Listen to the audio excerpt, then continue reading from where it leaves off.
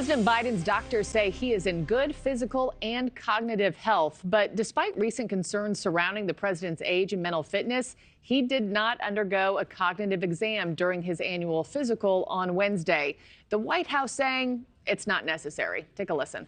The president doesn't need a cognitive test. That is not my assessment. That is not my assessment. That is the assessment of the president's doctor. That is also the assessment of the neurologist. I think folks need to understand that the president passes, again, a cognitive test every day.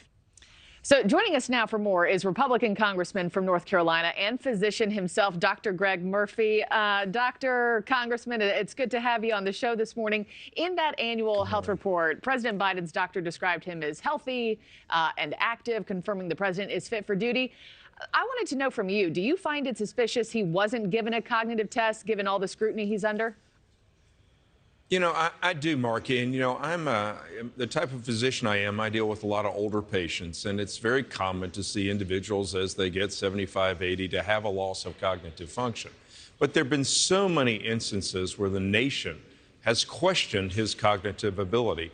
And, you know, for the White House to say he's fine just because he does what he does, that just doesn't make the answer. It doesn't solve the problem. And the fact that this physician said one was not necessary when you had a special prosecutor a few weeks ago say that he had a very poor memory and very fragile really speaks to the political nature of his position as a physician and really cast doubt upon the entire physical that was done. Yeah, and it was kind of confusing, right? I mean, we just played that soundbite from Karine Jean-Pierre off the top saying he doesn't need one because he passes one every day.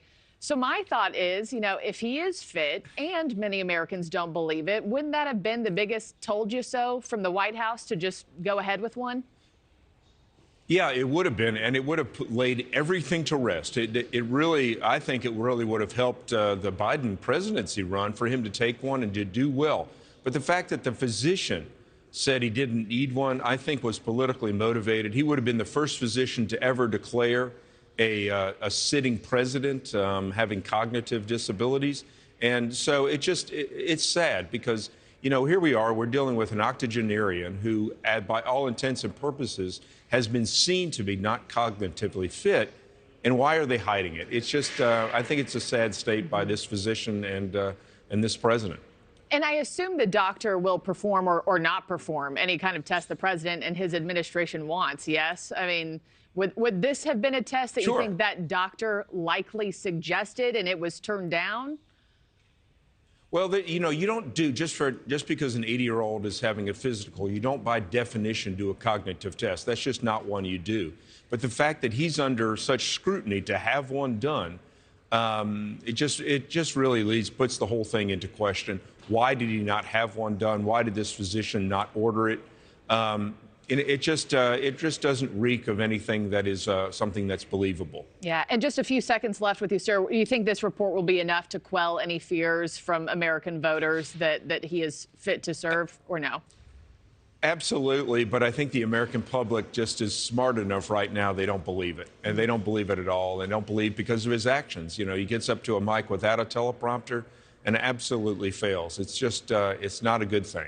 Well, Congressman Greg Murphy, I have to leave it there. But from your doctor's perspective, I was eager to have you on this morning. So thank you so much for your time. Yeah, absolutely. Thank you so much. Thanks for watching, everybody. Go to joinnn.com to find NewsNation on your television provider.